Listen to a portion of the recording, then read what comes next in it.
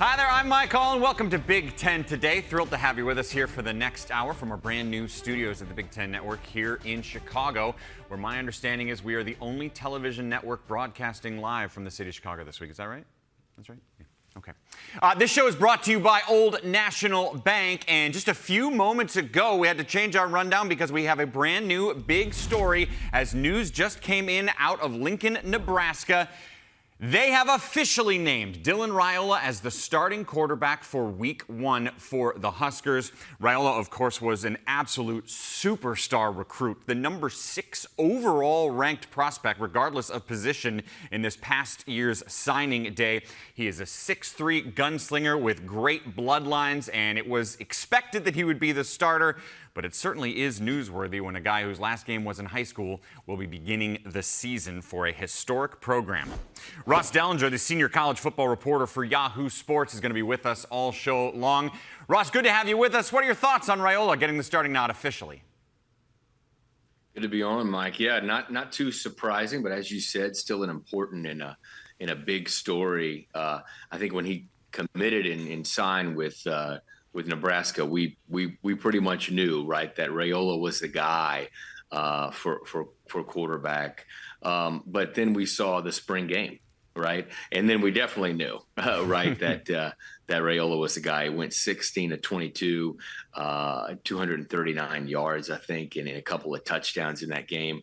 You know, during camp, we heard even more rave reviews about him. The buzz coming out of the Huskers fall camp was all good on Raiola. Mature, patient, just showing a lot of things that maybe a rookie doesn't often show. So high expectations there. Yeah, again, the highest ranked recruit to go to Nebraska in the internet era, higher ranked than Ndamukong Suh and everybody else that they've brought in. So the expectations are high, and he gets to start right away in game 1. All right, let's move on now to the rest of the Big Ten. You see, Nebraska's not ranked in the AP preseason poll, which came out not that long ago, but 6 Big Ten teams are. Their current ranking is there underneath them to the left of their name, and underneath them, I should say, is where they were ranked in the final poll last year. OSU's had the biggest jump up, Michigan the biggest drop down, but both still in the top 10 here in August. So let's figure out exactly what Ross wants us to keep our eye on when it comes to these teams. And let's start with Ohio State. They're the highest ranked team there, number 2 in the country. I mean, I know this is a broken record, but I feel like we're going to keep breaking it throughout the fall. The expectations couldn't possibly be any higher in Columbus. Yeah, that's the thing to watch, right? Is the pressure cooker of expectations on Ryan Day, on the administration there, on new quarterback Will Howard, the expectations to not just win 10, 11, 12 games, but to snap the streak against Michigan, 3 straight losses, and win a national title. That's all they're asking for in Columbus is to win it all. Will this be the year to win it all? I talked to athletic director Ross Bjork over the summer. He was telling me about the football budget there. They don't hide, right? It's around or close to $20 million. So it's the pressure is there to make good on that, right? A lot of resources have been poured into it. So number one thing there, certainly for the Buckeyes, is beat Michigan, and number 2, win the national title. Now, in a 12-team expanded playoff, right, you might not have to beat Michigan, but certainly snapping the streak is important. And again, you know, Ryan Day's had an incredible career there already. 56-8 is his record, but he doesn't have a national championship, and that's what they want. So all the pressure this year, that's my thing to watch with the Buckeyes, how they'll handle that. And all that pressure's there because of so many talented guys, especially on defense, who stayed instead of going to the NFL draft this past spring. And then you add in the guys they transferred. I mean, it's still funny to me, Ross, the last 2 SEC freshmen of the year are Buckeyes right now in Downs and Judkins. And we're going to talk more about Caleb Downs coming up in just a little bit. Let me turn our attention now to Oregon. They're literally right behind Ohio State at the number 3 spot, nationally speaking. Their goal is to win the Big Ten in their first year in the league. The thing is, there's just not a ton of precedent for that actually happening, Ross. Yeah, we haven't seen that very much. We certainly haven't seen it in football at the major conference level. I don't know that we've ever seen first year in a league, boom, you win the whole thing, and then you look at all of the new pieces at Oregon as well, including the quarterback, right? Dylan Gabriel. He's experienced. He's a plug and play player. But again, there's a little newness there. There'll, I'm sure, be some kind of transition. Going back to the first year deal, right? You've got a team that's used to playing Pac-12 programs, right? You've got a coaching staff used to scheming and familiar with Pac-12 programs, and now this year they've got certainly the likes of Ohio State, but also what I'm watching, Mike, is a 5-week stretch for Oregon where they will go to Purdue, Michigan, and Wisconsin, almost 6,000 miles round trip from Eugene. Again, it's those are the things that you get with transitioning to the new league. Throw in there, by the way, Boise State in week 2 they get, which is kind of a tricky matchup. Yeah, and it is funny, too. Like you said, it's hard for someone to win a league in their first year. It is interesting, though. They won the recruiting battle in their first year. They had the #1 highest-ranked Big Ten incoming recruits this past year, and they did that in their first season in the Big Ten. Penn State's been in the Big Ten for 30 years now. They're number 8 in the preseason poll that came out a little while ago. Huge change with an offensive coordinator. But what's interesting, Ross, is their offense wasn't bad last year. They were number 1 in the Big Ten in terms of points scored per game. So how big of a difference are we going to see, and how big of a difference is needed? Yeah, Penn State's offense hasn't been bad, and it really hasn't been bad over the last several years until they get to these big games, right? Until they get to the Ohio State, the Michigan, the top 10 programs, and we have seen Penn State's offense struggle in those games, right? They had 15 points against Michigan, 12 against Ohio State last year. You can go back through the years and find some similar type of points scored in these top 10, top 15 matchups, which determine your championship and whether you're going to be a championship contender or not. So my thing to watch certainly is that new offensive coordinator, Andy Kotelnicki, in how he's going to transform, or will he transform and overhaul the offense. Kotelnicki comes from Kansas, and before that he was actually at Buffalo and in the D3 ranks with Lance Leipold. He has kind of a unique offense built on pre-snap motions, a lot of shifting, wants to create mismatches, whether that's in the run or the pass game. So should be interesting to watch that. And of course, Drew Aller returns as quarterback. But again, can he get Drew a little better in some of these big games, right? 45% completion percentage for Drew in games against Michigan, Ohio State, and in the bowl game last year against Ole Miss. Well, and let me follow up on that, Russ. I think Aller's one of the more fascinating players in the Big Ten and potentially in the country this year. His numbers were incredible last year, 25 touchdowns, only 2 picks. But the big moments in the big games weren't there, and the deep ball really wasn't a threat in the way they want it to be. Are they feeling that they've made significant gains in those areas with him specifically? Well, I'm certainly hoping, right, that deep ball gets better, and in these big games that he will shine better than, like I said, better than 45%. You can't win these games without throwing the ball better than that. And I think there's a little meshing going on between Kotelnicki and Aller. Maybe a fresh start like that, a fresh new offensive coordinator, new face will be something to inspire. But they definitely have to be better. It's a fun. I talked to quarterbacks before that's played in Kotelnicki's system. It's fun. Right, there's a lot of moving, there's a lot of shaking, pre-snap motion. It can sometimes get complicated to learn, but it's a lot of fun to play in there. Something you just need a change. Maybe this is the change needed. Yeah. Well, Penn State and James Franklin have been great against just about everybody except Ohio State and Michigan the last handful of years. Speaking of the Wolverines, they are the defending national champs. Do they go from national champs to league title race underdogs this year?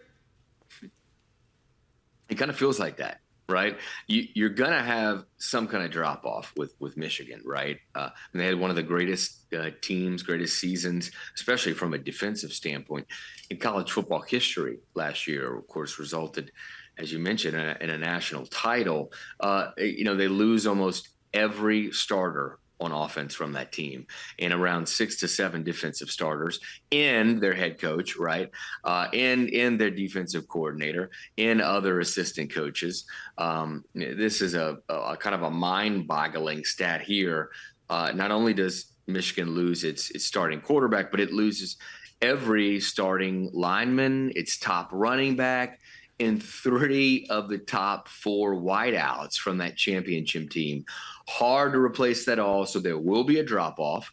But what kind of drop-off will there be? New coach Sharon Moore, I think, has confidence in the recruiting and the stacked classes that Michigan has put together. So they have talent coming up, new faces. But sometimes new faces, don't always work out.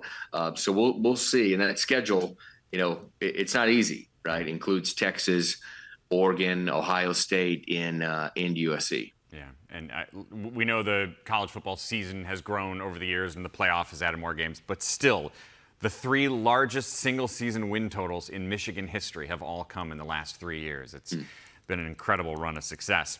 USC did not have an incredible run of success last year. Bit of a drop-off with only 8 wins last year. They're ranked 23rd in the preseason poll. What are realistic expectations for the Trojans this year?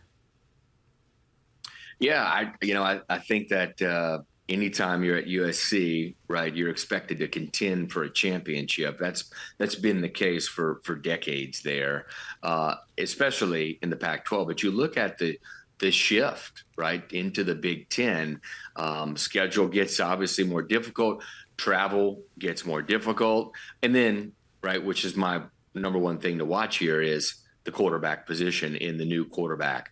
You've got out is Heisman winner Caleb Williams. Anytime you lose a quarterback, starting quarterback is tough. Losing a Heisman winner at quarterback even tougher. Miller Moss comes in. He's long expected to be the starter. Was named the starter, I believe, earlier this week or last week. We saw him in spots last year, but not a ton. He's a guy who kind of lit up the bowl game against Louisville. Caleb didn't play, and Miller Moss comes in and threw a bowl record, 6 touchdowns. It was really impressive to watch, and you felt like he kind of cemented himself in the starting role there. He's been biding his time at USC. He only threw for a couple hundred yards as a backup the last 2 or 3 years, and then, of course, took over in the bowl. So still a lot of unknown about him. Certainly has the talent, and based on his bowl performance, there are certainly high expectations.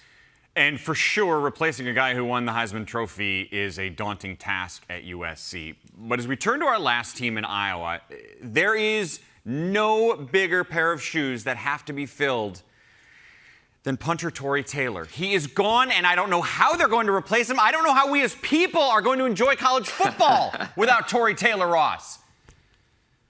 That's right. That's right. Always look at it's going to be weird, right? It's going to be weird to watch Iowa and not see him out there. But my thing to watch at Iowa, offense, right? Got to be the offense. Got to be new offensive coordinator. Tim Lester takes over a program that, gosh, has just really struggled, right, and leaned on Taylor in a lot of ways to get them out of some holes. I think you look at Tim Lester and his track record. Last year he was with the Packers as an analyst. Matt LaFleur, kind of a offensive whiz. You wonder if he took some stuff there as well, going to implement it into the Hawkeyes. That's the hope. The hope is that Lester can get Iowa's offense to score, Mike, at least 2 or 3 touchdowns a game. If they would just put up that, combined with the defense and the special teams, which has been so solid, you would imagine that they would compete for a championship. Right. But there's something else to watch at Iowa right now, and that's the quarterback battle. Former Michigan QB Cade McNamara getting a little run in the competition from Brendan Sullivan. McNamara has had his issues during camp, so keep watching that. A lot of people had penciled in McNamara, but Sullivan certainly seems like he's making a run. And obviously, for any offensive overhaul that Leicester is doing there, you need a solid and strong quarterback. Yeah, that's interesting. McNamara, again, a guy who started in the Big Ten championship game just a couple of years ago, has not wowed people yet in Iowa. So that's really interesting. He's still in a battle as we're coming to the end of August for his job. And whoever gets it, I mean, to your point, they literally didn't average a touchdown and a half per game last year. 20 offensive touchdowns in 14 games for the Hawkeyes last season. It's Big Stat time, presented by Old National Bank. Look at Michigan football the last 5 seasons. I mentioned this earlier. They've never had more than 12 wins in a season, and then they did it the past 2 years, winning the national championship. So all eyes will be on them all season long. We sent a crew out to Ann Arbor to check in on the Maize and Blue. Let's get their thoughts, headlined by Ashley Adamson. Mike, thank you so much. A terrific day here with the defending national champs in Ann Arbor. And I think the big question that everybody wants to know is, how similar is this team going to be? How different is this team going to be than what we saw last year? We know they've got 18 new starters from a year ago. Team 145, how different is it from 144? What's your big picture takeaway? Well, I think when you look at it, right, and you talked about all the players that they've lost and a new head coach and new coordinators, it's a system. And the system continues to work. And I think I had a chance to see him in the spring, saw him today, although it wasn't a padded practice. They know who they are. I think, yes, do they have to still figure out the quarterback position? Absolutely. A lot of places do. But I think they're in a good place to be a team that can go out and compete at a high level. I think the best part of a system is it allows the people and the players within it to be themselves. Like, you know what the system is, you know what the boundaries are. And I think when you have a new personality at quarterback, you have to embrace that, right? We don't know if we're going to see either one of these potential starting quarterbacks, meditate under the goalpost before the game. Yeah. That's totally okay, because this needs to be their personality. I think after talking to Sharon Moore, he feels confident, right? And I think that is going to rub off on the team. I felt like every team, whether you played or coach or you were an analyst around them, they're all a reflection of the head coach's personality. And I think this team is that. They got a little edge about them. They have a little swagger about them. They've always had a swagger around here, and I like that it's not outside of the system. Nothing to me felt like this wasn't Michigan. In my first time ever watching them play, I'm like, yep, this looks pretty similar to what we've seen over the last couple of years. You know, when you think about the quarterback position, and Sharon said it's not that we feel good that it's going this late, because I feel good about the options that we have, and it's not that we're waiting for somebody to step up and like, who's going to take the reins and be this guy. It's that he said, I'm almost waiting for one of them to mess up, because it's been so close. So he feels comfortable with a lot of different things, but my biggest takeaway is Alex Orji looks like a linebacker. Like I'm like, that's the quarterback. Like, I couldn't. When you see him in person, it's impressive. So what for you on this offense, when you think about the offense and moving forward with a new quarterback, what's going to be the thing that's going to be able to separate them? What's going to be their bread and butter? Well, I've always felt this. I've said it many times on these training camp tours, is the 3 things that the quarterback you have to do. You have to be able to control the environment. You have to be able to control your mind, and you have to be able to control the ball. I go to the ball. Okay, this offense will be able to run it. You know that. You love their running back. This offensive line is going to be just fine. The receivers, tight ends,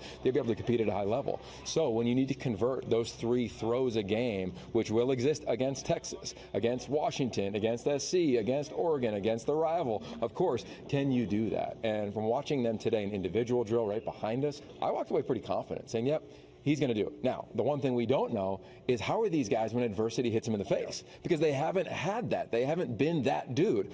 But they will. You know, like you said on the show, around this team, you got to work through it. And I think the coaching staff knows that. So it will not be perfect when they name the guy. But I do think they'll continue to compete at the razor's edge, and that's exactly what they will need to do if they want to go back to the Big Ten title. Yeah.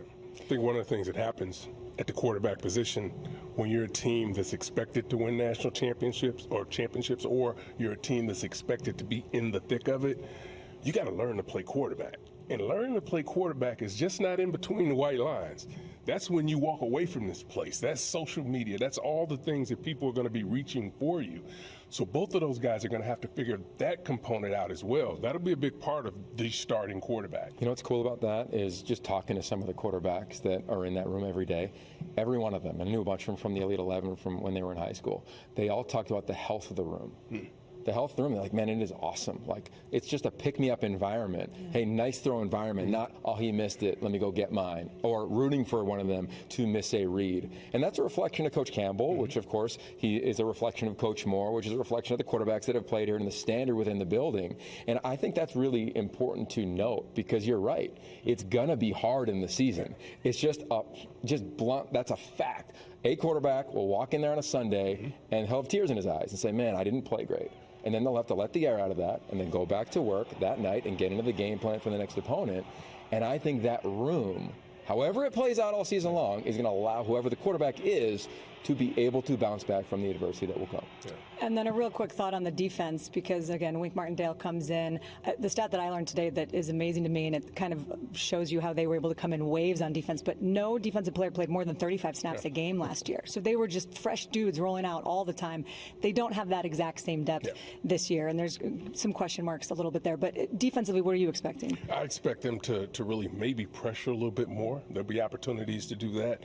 But again, I go back to the defense up front. It's going to be tough to deal with those guys up front. And when you talk about being able to collapse a pocket, no quarterback wants to have pressure in his face. Coming off the edge is one thing. You might not see it. But when it's in your face, you can get happy feet. And you can control a lot of things. And the linebacker group is outstanding as well. One of the greatest joys on this training camp tour is standing with you in the end zone when the quarterback's right in front of us and we get to play quarterback. And you get to imagine where the pressure is coming from. I don't know if there'll be a high-pressure outfit, but I do believe on critical downs and distances, it's going to be confusing as all get out. You're going to see defensive ends running with tight ends and one snap on a third down, and then the next third down coming off the edge. You're going to see corners playing man coverage, and then all of a sudden they're going to think it's man, they'll be playing zone. We saw that a couple times today. So I think that's going to be the fun thing, and they're going to be challenged. Look, I've said this many times. These 4 new teams that come in, the quarterback play is dramatically better than what was in the league. And they play 3 of the 4 new teams, right? And they play, and I think 3 of the 4 have pretty talented quarterbacks, and Will Rogers and Miller Moss and Dylan Gabriel. That's going to be fun to watch that chess match from a guy so experienced, a staff so experienced, and how they handle the QBs. Final thought for me is that, you know, we got to see the legendary Michigan coach Lloyd Carr, who was hanging around practice today, which was really special. And it was really cool that I got to get a tour of the facilities, which are unbelievable, with him, seeing them, a lot of them for the first time. And he's looking at the bowling alley and the barber shop and the golf simulator. He has no idea. He's like, you got to be kidding me, right? That's what I mean. His eyes were like this. He like audibly gasped when we walked into the the locker room. And I think you think about and it's what Sharon Moore always says. This place is so much bigger. You know, like all of the men who came through here, all the people who built the foundation of what this place is. But it was a really cool moment to be able to walk around with him. Yeah, that was amazing. And I think just generally on this tour, you see so many institutions that have such great pride to them.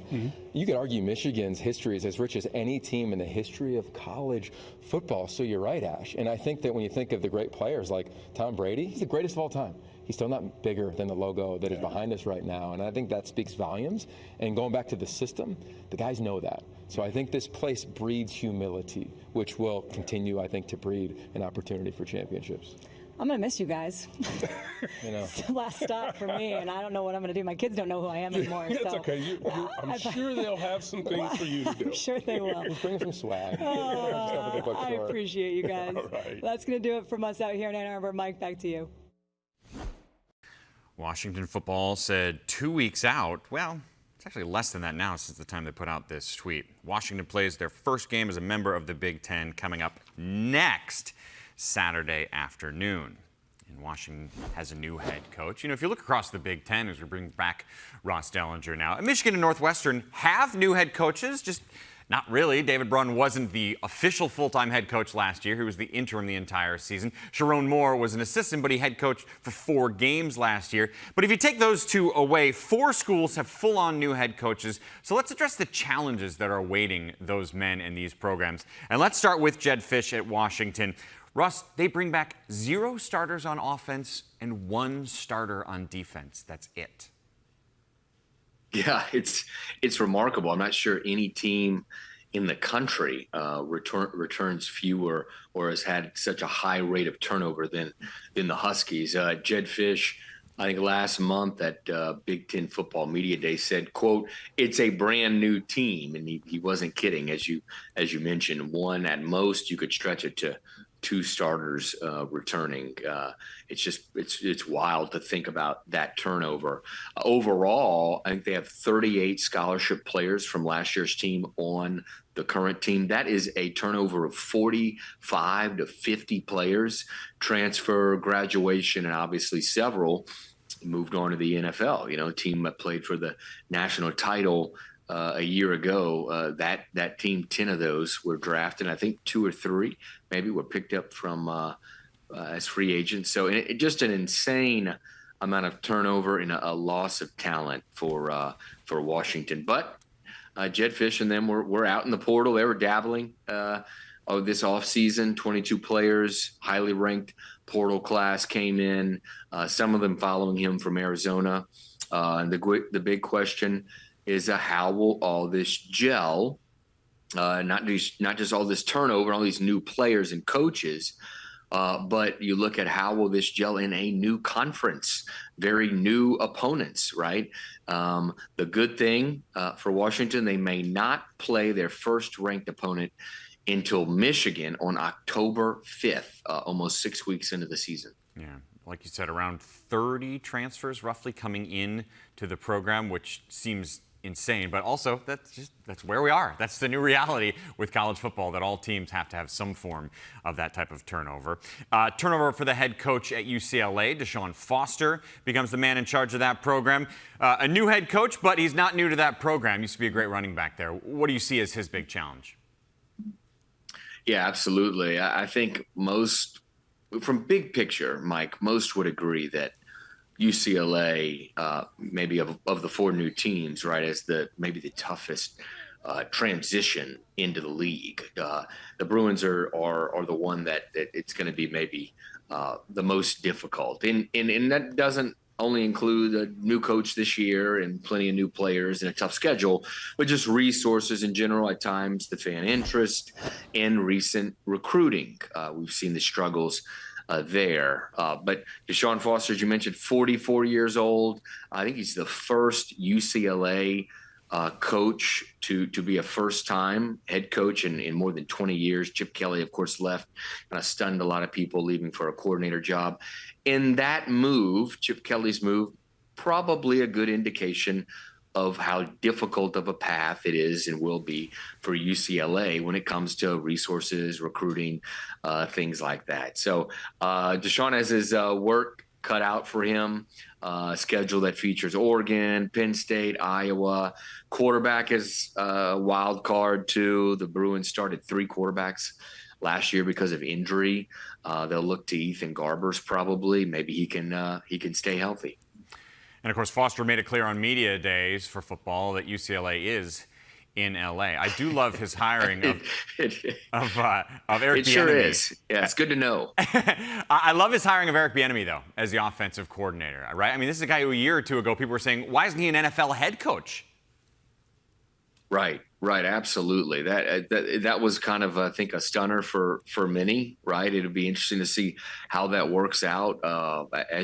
As you said, right? I think Eric Bieniemy was a candidate for many NFL head coaching jobs, and you would think if he's going to move down the ranks, he would be a head coach, But lo and behold, we'll see him taking over offensively at UCLA. And like I said, quarterback is the issue, health of quarterback the issue there. See if they can find somebody to stay healthy. Some obvious challenges for the Bruins. There are plenty of challenges in East Lansing as well for Jonathan Smith, who takes over in his first year. MSU made the playoff back in 2015, and since then, half of their seasons since have been losing seasons, which is wild. It shows how low the program can get, but also, again, we're just a decade removed, Ross, from them being in the national championship discussion. Legit.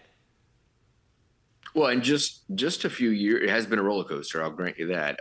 But just a few years, right, from an 11-2 season. Mel right. Tucker took them to Peach Bowl victory, 11-2 in 2021. Felt like they had all this momentum, and then boom, right, 5-7 the next year.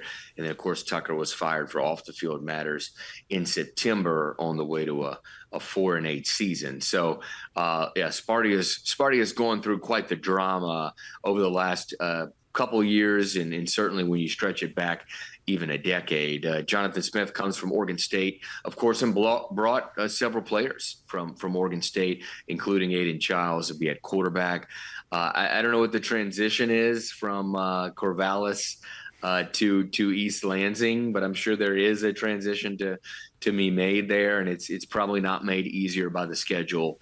I think it's one of the toughest schedules in the country, not just the Big Ten, but in the country.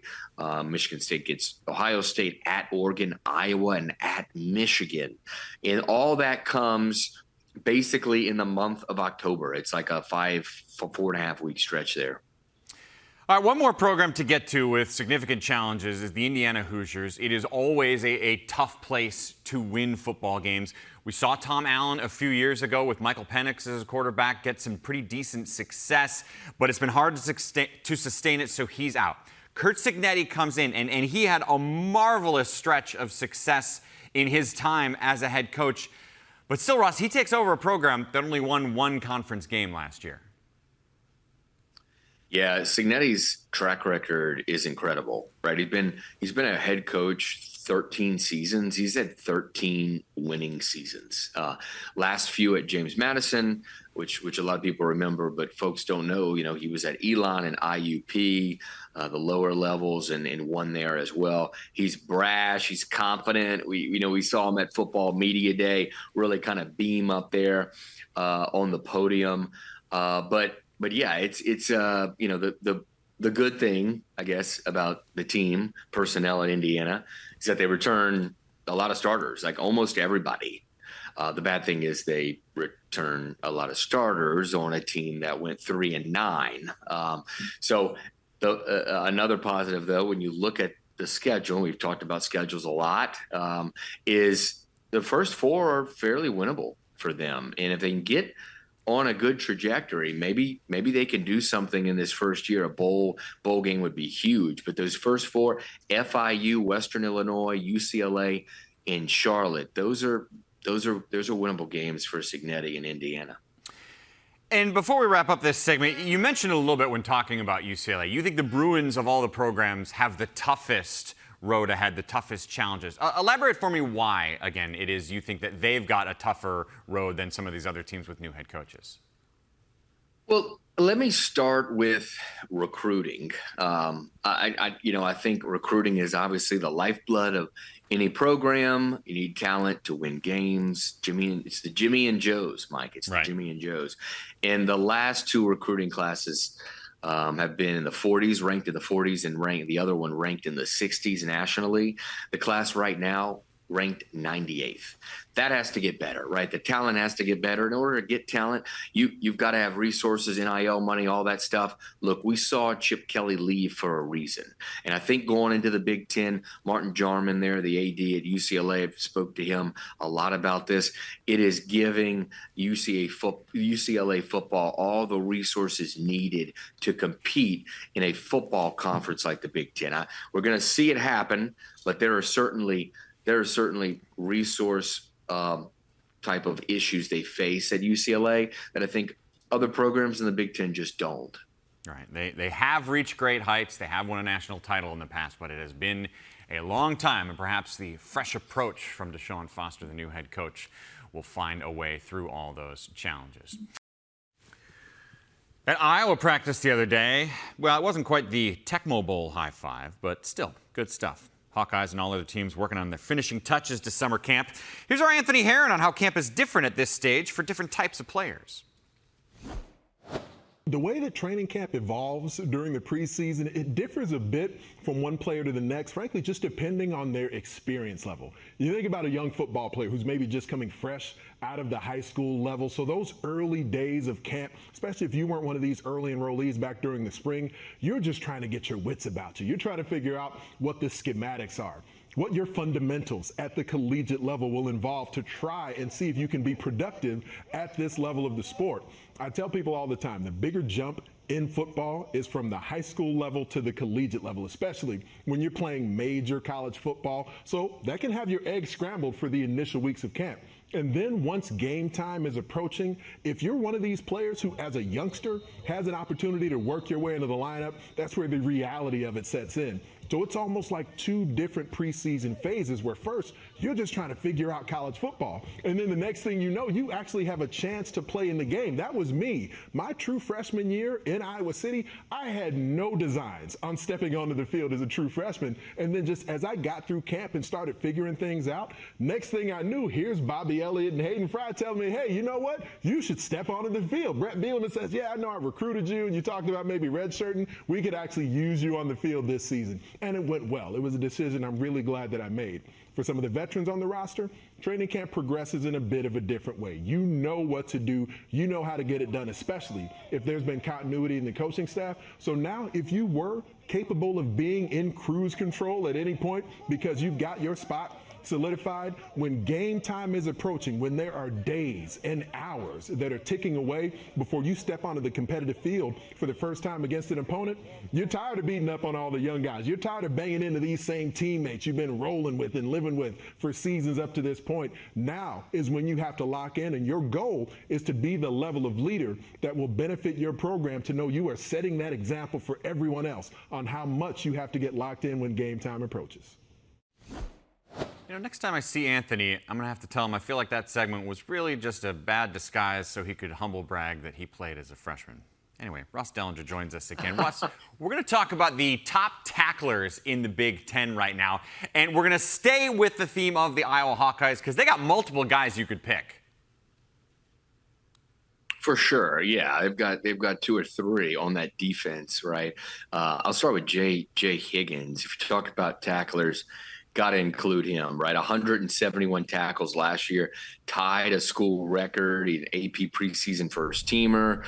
You'll remember in the winter, Jay turned down a chance to leave for the NFL draft, and it depends on what scout you were talking to. He was a decently highly ranked player projected in the draft, but no, he's decided to come back and use that COVID year, his fifth season of football at Iowa, and he's just a tackle machine. 31 more tackles last year than the next closest Power Four player, and his own teammate, right? Nick Jackson is probably another one on that list. 110 tackles himself.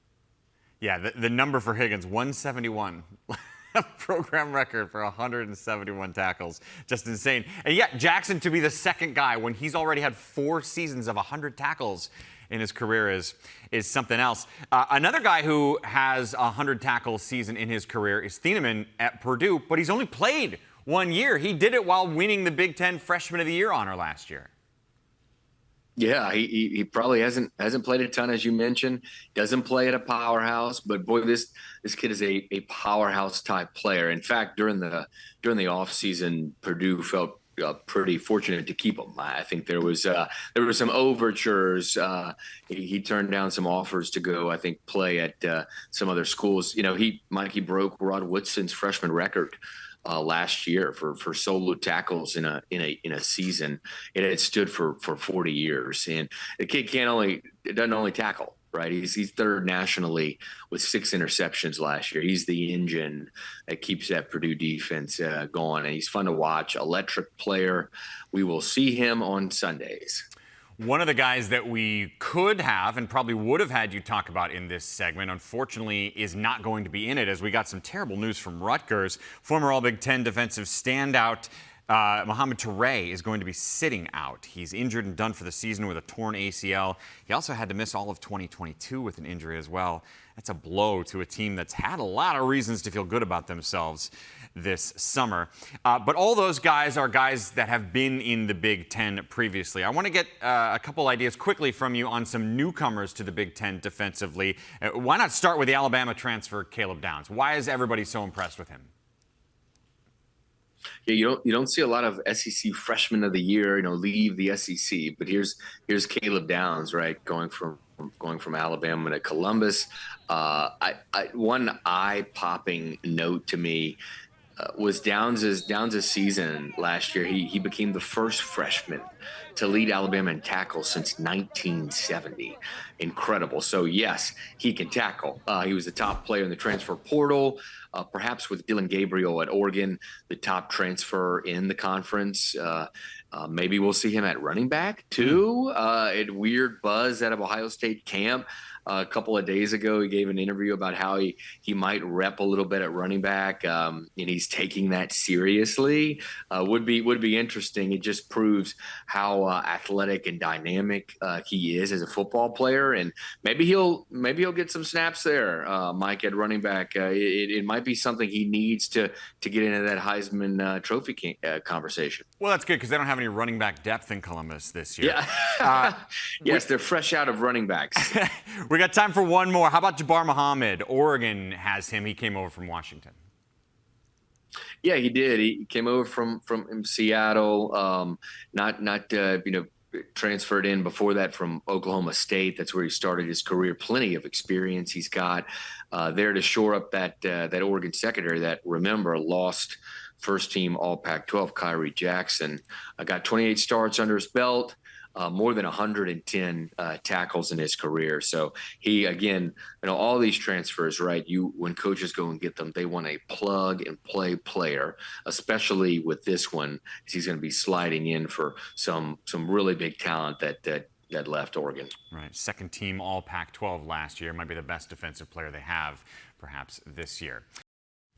So part of the brand new studio here means we have big enough boards to fit all 18 Big Ten teams on at once. That's our week 1 schedule, but focus on these games because these are the first ones. A few games coming your way on Thursday and Friday. And before we close things out with Ross, let's look at some of the interesting matchups coming your way. Why is your eye on the city of Minneapolis this coming Thursday? Well, I think there's a lot of excitement there about their new quarterback. It's former New Hampshire standout Max Brosmer, and he threw for 3,400 yards and had 29 touchdowns, 5 interceptions at the FCS level last year. He actually won the Walter Payton Award, which is kind of the FCS Heisman Trophy. So pretty big stuff. It feels like a really big game too for the Gophers. They needed a hold serve in a home game, a non-conference game, because boy, the schedule gets tougher, right? Iowa, Michigan, Penn State. So it'll be interesting to see how they match up too against North Carolina. Tar Heels come in with Max Johnson at quarterback, former LSU transfer. Can Minnesota's defense slow him down? Brosmer and running back Darius Taylor could be one heck of a 1-2 combo offensively for PJ Fleck. Friday, we look at the Badgers. They've got a brand new quarterback as well. Yeah, another opener where we get to see for the first time a transfer quarterback take the field. Tyler Van Dyke, formerly at Miami. He's got obviously some experience around him, including offensive line with more than 100 combined starts. So it'll be interesting to see. Sometimes players just need a fresh start, right? And I wonder if it's Van Dyke, a fresh start for Van Dyke out of Miami and out Wisconsin, 2 very different places in a lot of ways, will be good for him. They get a MAC team, Western Michigan, that's won just 9 games over 2 years, right. But returns almost all their starters. So might give them a run. You never know. They've got a couple of all MAC players as well. So it should be interesting. Could be a test for that fickle defense. Yeah, that game is Friday on the Big Ten Network. In fact, 4 of the 5 Big Ten games Thursday and Friday are on our air. For Ross, I'm Mike. Our Northwestern show comes your way tonight.